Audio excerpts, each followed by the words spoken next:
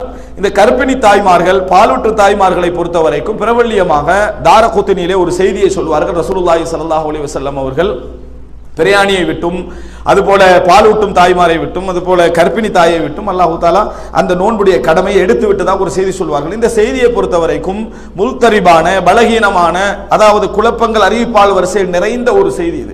இந்த செய்தியை ஆதாரமாக வைத்து பலர் பல முடிவுகளை வந்திருக்கிறார்கள். என்ன வந்திருக்கிறார்கள் என்று சொன்னால், நோன்பு பிடிக்க தேவையில்லை என்பது மட்டுமல்ல, அவர்கள் கலா செய்யவும்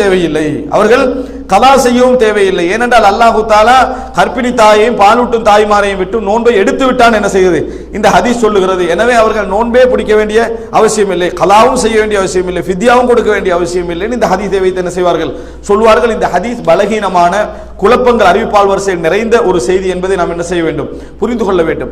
அவர்களுக்குரிய பொதுவான விதி என்ன அப்படின்னு சொன்னால், வயின் குன்து மர்தா வ அலா சஃபரின், அவர்கள் நீங்கள் பிரயாணத்திலோ நோயாளியாகவோ இருந்தால் என்ற குர்ஆன் வசனம் தான். அல்லாஹு தஆலா இந்த கர்ப்பிணி தாய்மார்களுடைய அந்த விஷயத்தை, நோய் அவர்கள் அடைந்திருக்கக்கூடிய அந்த நிலையை, ஒரு பலகீனமான நிலையை அல்லாஹ் நோய் என்ற குர்ஆன்ல என்ன செய்றான் சொல்லி காட்டுகிறான். வஹன் என்ற வார்த்தை மூலம். வஹன் என்பது நோயால் பலகீனப்படுவதற்கும் சொல்லப்படும்.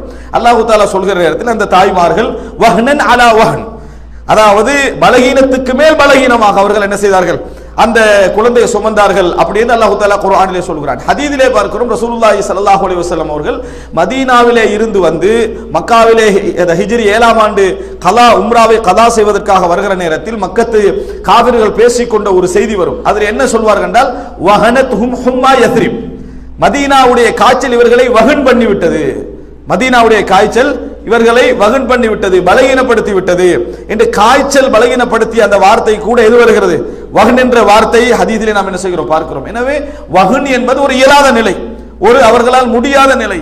அவர்களுக்கும் இந்த மரிதண்ட வார்த்தை என்னது, நம்ம சொல்லுவதில் எந்த விதமான பிழையும் இல்லை. அவர்கள் சக்தியற்ற நிலையில் இருக்கிறார்கள், பலகீனமான நிலையில் இருக்கிறார்கள். அது மாத்திரமல்ல, அந்த வசனம் அதற்கு பொருந்தாது என்று சொன்னாலும் கூட, லா யுகல்லிஃபுல்லாஹு நஃப்ஸன் இல்லா வுஸ்அஹா, அல்லாஹ் தஆலா சக்திக்கு மேலே யாரையும் என்ன செய்வதில்லை, கஷ்டப்படுத்துவதில்லை என்கின்ற அடிப்படையில் அவர்கள் நோன்பை விடுவதற்கு அவர்களுக்கு உரிமை உண்டு. அதே நேரம் ஃபைத்தத்து மின் அய்யாமின் உஹர், அவர்கள் வேறு நாட்களில் இந்த நோன்பை கதா செய்து ஆக வேண்டும். வேறு நாட்களில் அந்த நோன்பை கதா செய்து ஆக வேண்டும். அந்த நாட்களில் அவர்களுக்கு 30 நோன்பை பிடிக்க முடியாமல் போனதா, அடுத்த வருடம் வரக்கூடிய நோன்பை என்ன செய்யணும், அவர்கள் கதா செய்து அடுத்த வருடத்துக்கு பின் அடுத்த வருடம் வருவதற்கு முன்னால் கதா செய்ய வேண்டும். முடியவில்லையா, அதுக்கு அடுத்த வருடத்துக்கு முன்னால் என்ன செய்ய வேண்டும், கதா செய்ய வேண்டும்.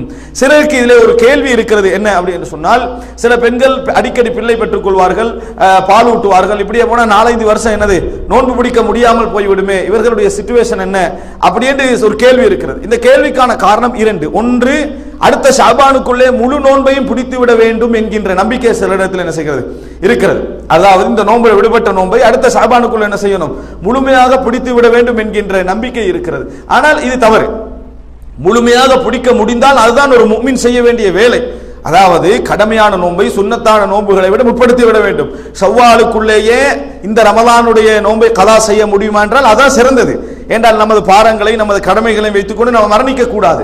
ஆனால் ஒருவரால் முடியவில்லை என்று சொன்னால், அவர் இந்த வருடம் முழுமையாகவும் அதை கதா செய்ய முடியவில்லை, சக்தி பெறவில்லை என்கின்ற நிலையில் இருந்தால், அவர் அடுத்த வருடமும் என்ன செய்யலாம், கதா செய்யலாம். அதற்கு அடுத்த வருடமும் என்ன செய்யலாம், கதா செய்யலாம்.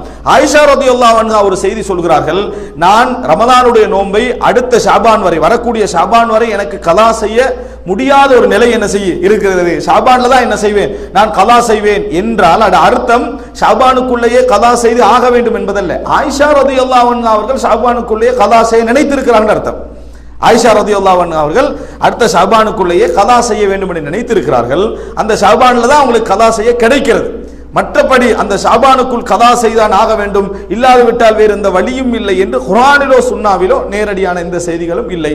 ஆனால் ஒரு சில நபித்தோழர்கள் அந்த மாதிரி ஒரு வருடம் தாண்டி விட்டால் அவர்கள் கதாவும் செய்ய வேண்டும், ஃபித்யாவும் கொடுக்க வேண்டும், பரிகாரமும் செய்ய வேண்டும் என்று ஒரு சில நபித்தோழர்கள் என்ன செய்திருக்கிறார்கள், சொல்லி இருக்கிறார்கள். ஆனால் இதுக்கு மாற்றமான செய்திகளும் நாம் என்ன செய்கிறோம், அந்த நபித்தோழர்களுக்கு மத்தியிலே பார்க்கிறோம். எனவே ஒருவர் ஒரு நோன்பு விடுபட்டு விட்டால் 4 வருடங்களாகினாலும் சரி, 5 வருடங்களாகினாலும் சரி, கதா செய்ய முடிந்த நிலையில் அவர் இருந்தால் கட்டாயம் என்ன செய்ய வேண்டும், அவர் கதா செய்தான் ஆக வேண்டும்.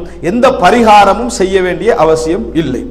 யாருக்கு பரிகாரம் செய்ய முடியாத ஒரு நிலை, அதாவது நோன்பு பிடிக்க முடியாத ஒரு நிலை ஏற்படுகிறது, உதாரணமாக கலா நோன்பு இருந்தது, கலா செய்யணும்னு நினைச்சாங்க, ஆனா செய்ய முடியாத சிச்சுவேஷனுக்கு அவங்க என்ன செஞ்சிட்டாங்க, ஆளாகிட்டாங்க.